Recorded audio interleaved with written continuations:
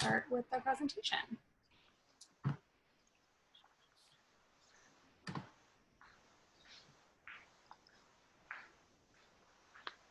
All right.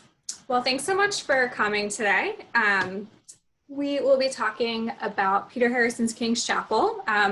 Just want to start off, this is will be more of like an introduction to our architecture text rather than kind of an in-depth deep dive that requires any sort of architectural background. So it should be accessible to everyone. We'll definitely have time for questions at the end. So the reason I decided to have this topic this week is because August is actually an important month when it comes to the history of our building. On August 11, 1749, a congregation and community members gathered at the corner of Tremont and School Streets for a special event, which was the dedication of King's Chapel and the laying of the cornerstone of the current building.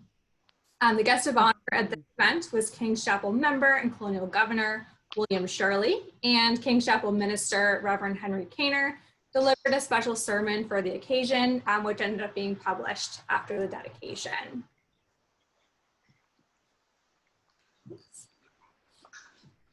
So this is actually the inscription on the cornerstone of the church as printed in the sermon from 1749. I unfortunately don't know Latin, but it's kind of a rough translation. You can see that it references, the King's Chapel and Governor Shirley there on August 11th, 1749. But in that dedication to the chapel, Henry Kaner specifically, quote, took the liberty of putting it under your protection in reference to William Shirley. So Shirley has a very close connection to that important event in 1749. But then almost exactly 5 years later, so 5 years and 10 days later, on April 21st, 1754, the stone chapel opened on the site for its first worship service. So in a couple ways, August is an important kind of anniversary month for our building. And so that's why we're kind of looking at this aspect of our history today. So as I've mentioned in previous weeks, King's Chapel's original building was a small wooden chapel, which you can see circled here on a 1722 map of Boston. We're still on our original location, and built on a reclaimed corner of a 1630 burial ground. After several decades of economic growth in Boston, which were fueled by mercantile and shipping industries, including the transatlantic slave trade, the city was not only expanding in population and in wealth, but also in terms of the number of Anglicans there.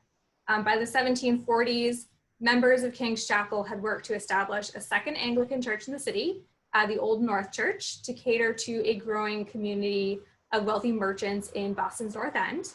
But even with the establishment of a second Anglican church, and then a third a little bit later on, King's Chapel by the 1740s and its original building was starting to fall into disrepair and in need of expansion. In fact, the appeal for contributions from the early 1740s said, quote, King's Chapel in Boston, first erected of wood in the year of our Lord, 1688, and afterward enlarged, and 1710, being found in this year, 1741, in a state of considerable decay. It was proposed to rebuild it with stone. So in 1741, members of the church, with Boston merchant and slave trader Peter Faneuil as the treasurer overseeing the fundraising efforts, began collecting contributions. Initially, their goal was 25,000 British pounds to construct a new chapel. And this is a portrait of Peter Faneuil here. Unfortunately, though, for the construction efforts, Faneuil's death in 1743 put a temporary halt to the fundraising efforts, and the construction project was put on hold until the arrival of a new minister, Henry Kaner, who started working at the church in 1747. Within 5 months of his arrival to the church, Henry Kaner and members of the church had started efforts again to raise money for construction. The two men who were kind of leading that push, these are signatures of men from the rebuilding committee. Kaner, of course, is up top, but the two men who were kind of leaders of this were John Gibbons, who I believe was one of the wardens or vestrymen at the time, and Charles Apthorpe, who took over as the treasurer for this reconstruction. At this time in 1747, they were aiming for a goal a little bit less than the original goal. They were looking to raise £20,000, which was the estimated cost for a stone building at that time. And they hoped that any funds they couldn't raise locally could be raised with the help of friends of the church in England and the Caribbean. Ultimately, a good amount of the funding did come from abroad. The church leadership, for example, contacted folks who were connected to the community, such as William Vassall, who was living in Jamaica at the time, overseeing sugar plantations that he owned there. And he helped spread the word amongst wealthy Europeans and Americans in his community that King's Chapel was looking to rebuild, and several of these men did contribute to the funds. They also contacted the Bishop of London and more social contacts in England, and even mentioned in these appeals, you know, in our original chapel, we have this beautiful pew that we erected for the royal governor, and with your support, we'll be able to continue and rebuild that and incorporate that into the new building as well. It's interesting to look at the various letters they sent out. Each kind of takes a personal approach. They're kind of carefully crafted to appeal to both the heartstrings and in some ways the egos of the recipients. And we also learned from one of these letters that by January 1748, the church had been further damaged in a major storm. So it was really important for them to be able to reconstruct the church at this time. The fundraising initially, interestingly, was not just for the building materials and labor, but also included funding for purchasing additional land, because the church did expand outwards, both backwards into the site where the Boston Latin School originally stood, as well as further into the burial ground by a bit. But with all this talk of kind of fundraising and the original logistical planning, however, where was the architect? Most of this planning was done before the church even contacted an architect. It wasn't until April of 1749 that the church reached out to someone. Early that year, or by the start of 1749, about 2 years into the fundraising efforts, a committee was formed, as I said, including some of these men, to select an architect for the stone chapel.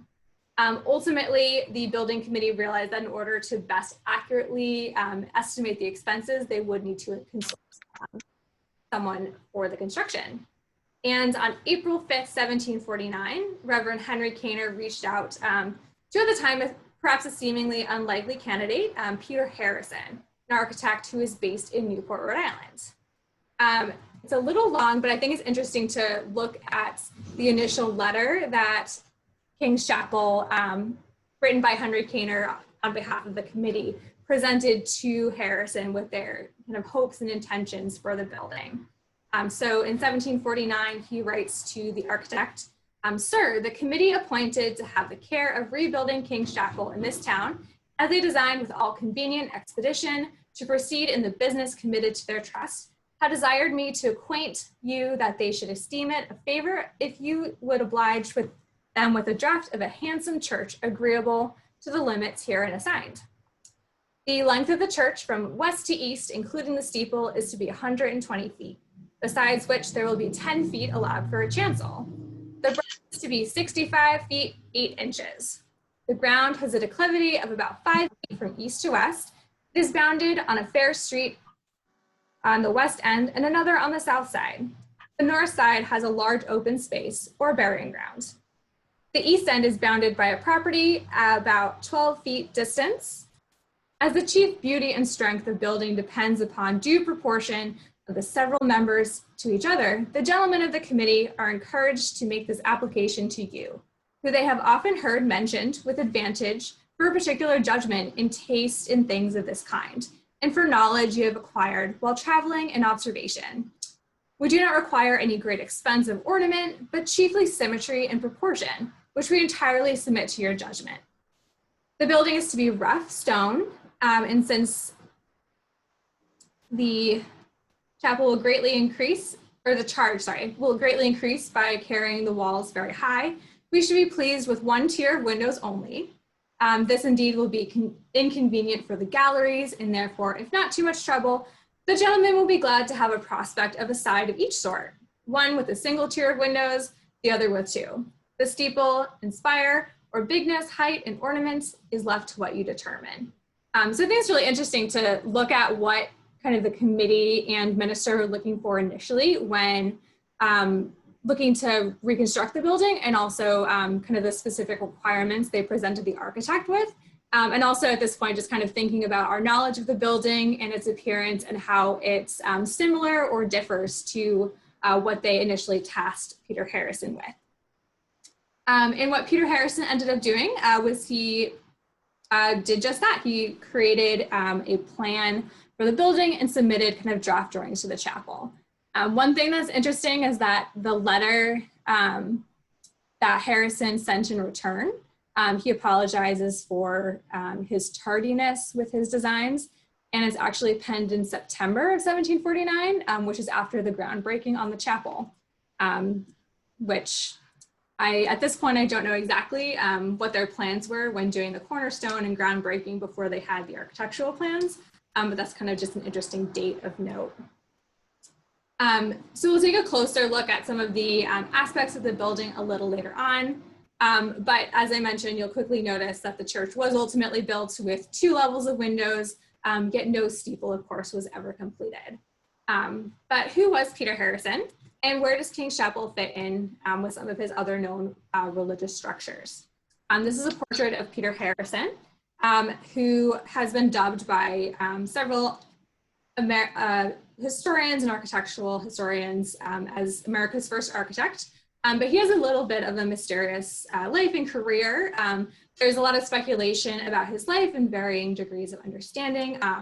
So I'm going off of kind of the study or research that I've been able to find about his life.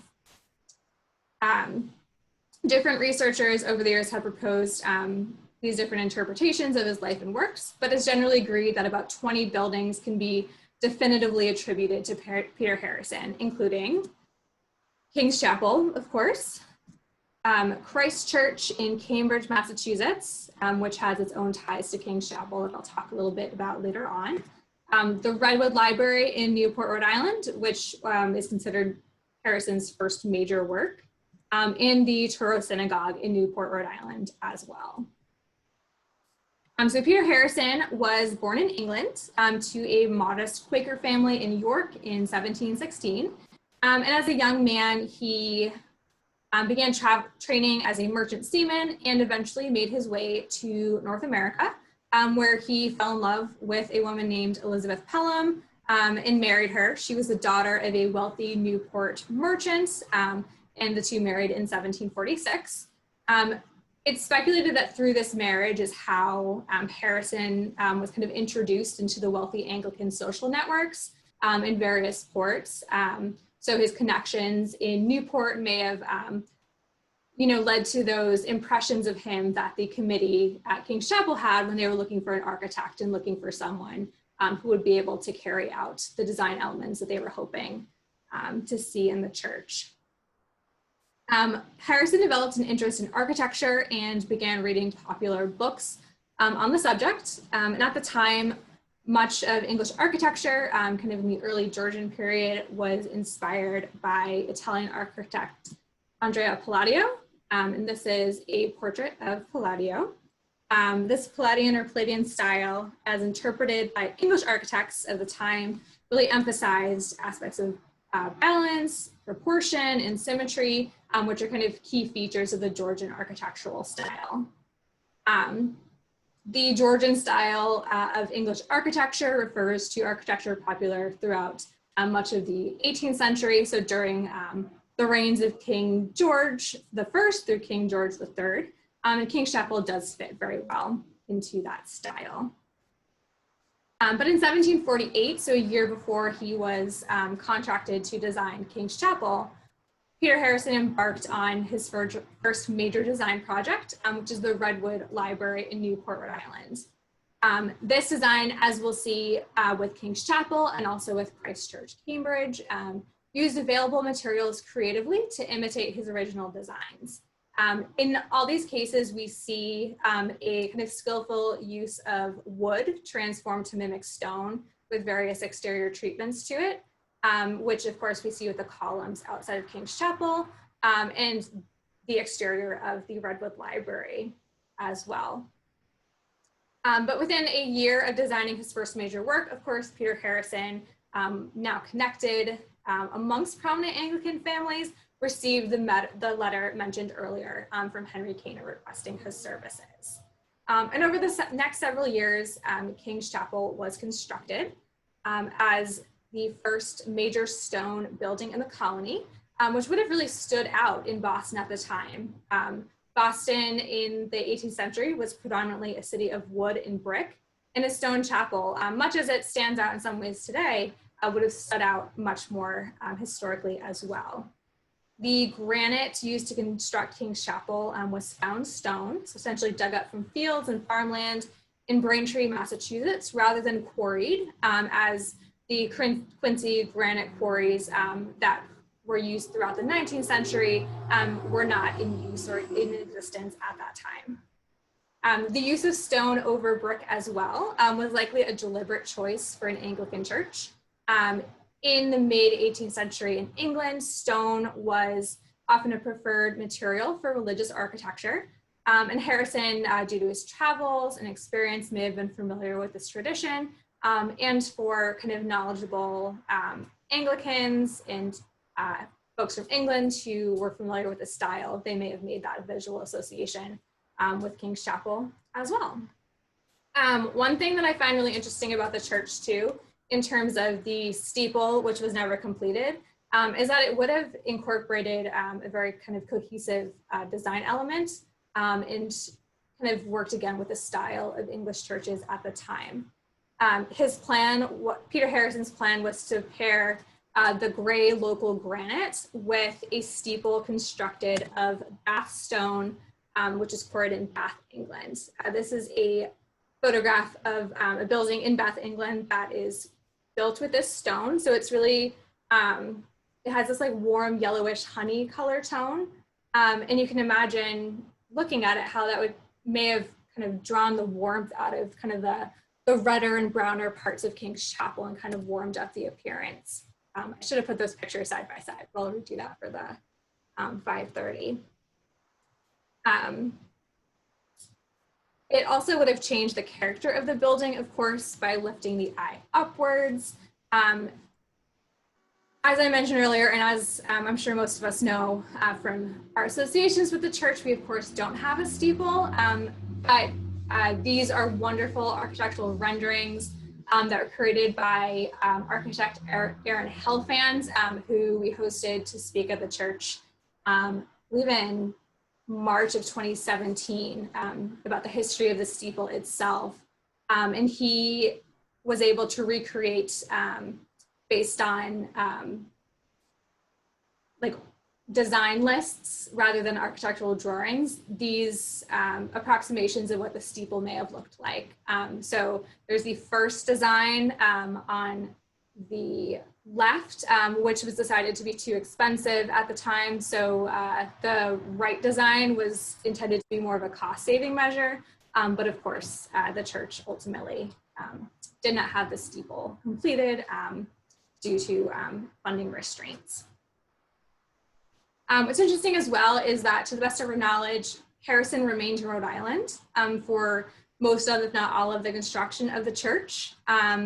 And because Boston was predominantly a city of brick and wood, stonework was not as common. So it's very impressive that workers at the time were able to construct this church with in many ways unfamiliar material to masons and craftsmen.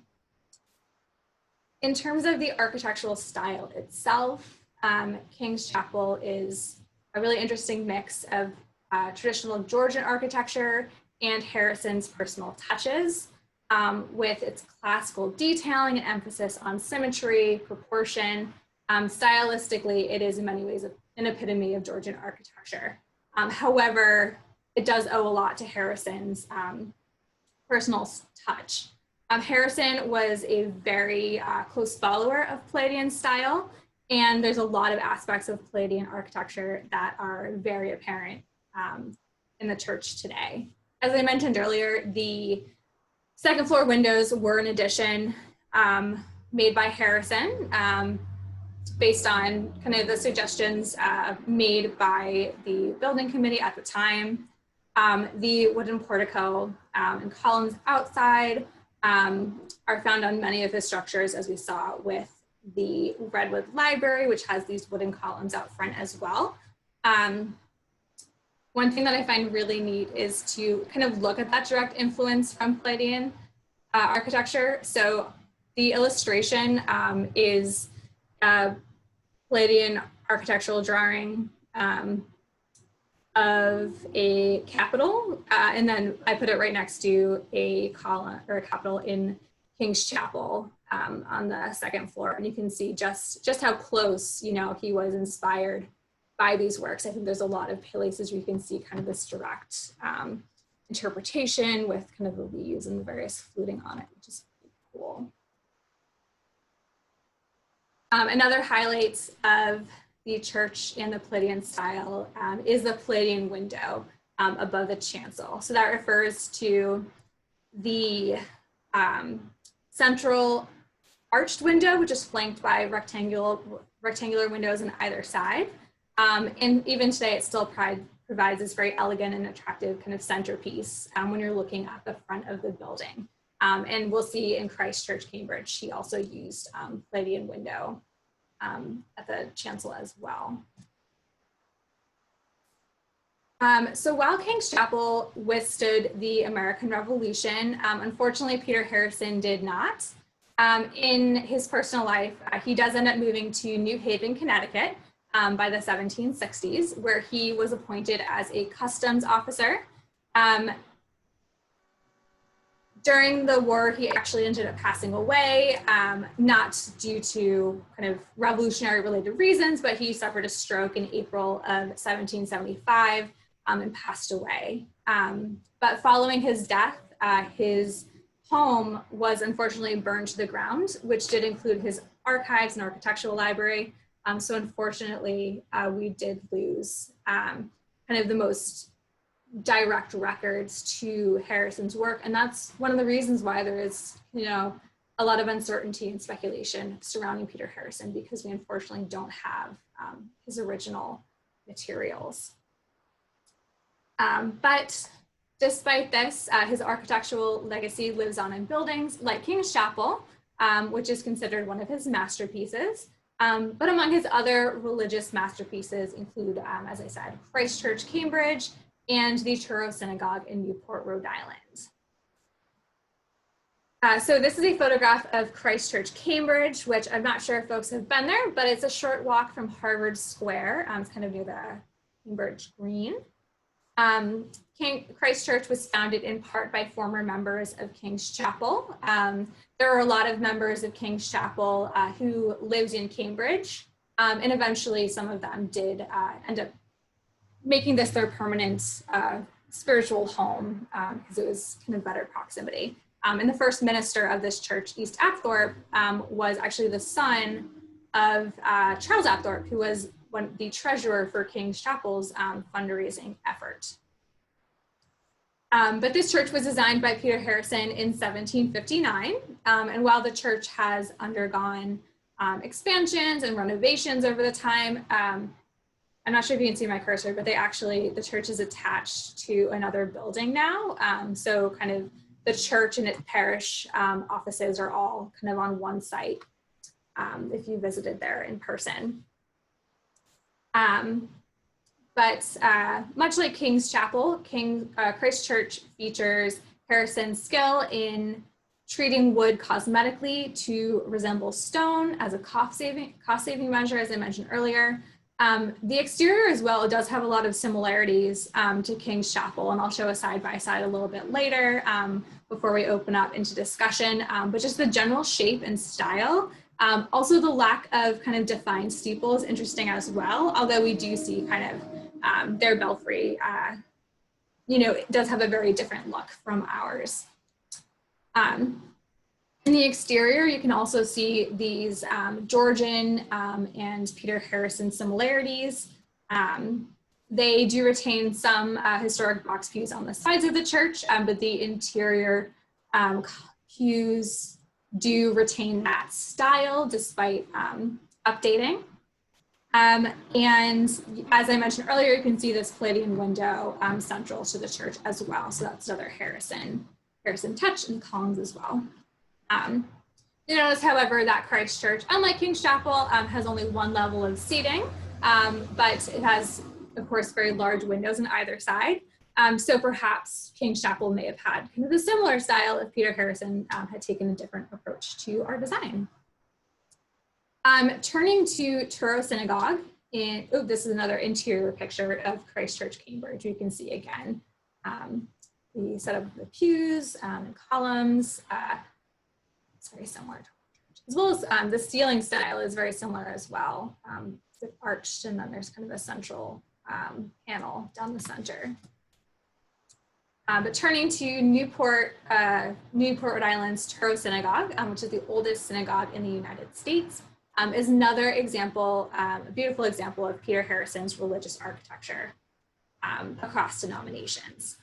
The Jewish community in Newport, Rhode Island dates as early as the 1650s, so over 30 years prior to the arrival of King's Chapel in Boston as the region's first Anglican church.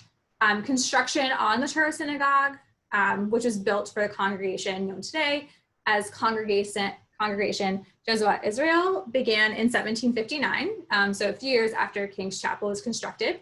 And the synagogue was actually constructed simultaneously as Christchurch Cambridge. So these two are very close contemporaries in their style. And I think you can see that a little bit in kind of the exterior look of them is a bit different from King's Chapel, but they do have these kind of close resembling ties despite kind of the difference in color. Harrison, who did not have previous experience designing a Jewish house of worship, may have sought inspiration from synagogues he had seen through his travels throughout the Caribbean and New York. And much like King's Chapels, the funding for the synagogue was not limited to gifts from the local community. So donations came from Jewish congregations throughout London, Jamaica, and Suriname, according to the synagogue's historical information they share online. Though the exterior differs from the churches with no intentions of a steeple, we do see again that Harrison approached the Churro Synagogue with a similar style, focusing again on symmetry and these influences of Palladianism. The synagogue was dedicated and opened for worship during Hanukkah celebrations in 1763, and it still remains an active house of worship today. Slightly after the synagogue opened, its congregation later made history again through their communications with President George Washington regarding religious freedom and tolerance during the 1780s.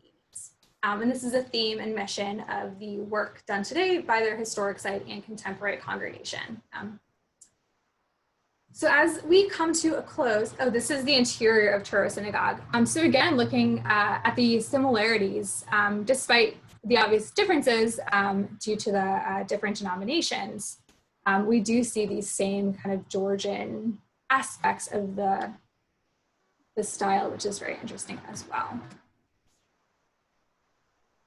So as we kind of start to come to a close, I'm showing images of each building again, so we can kind of take time to soak them in and think about their similarities and differences.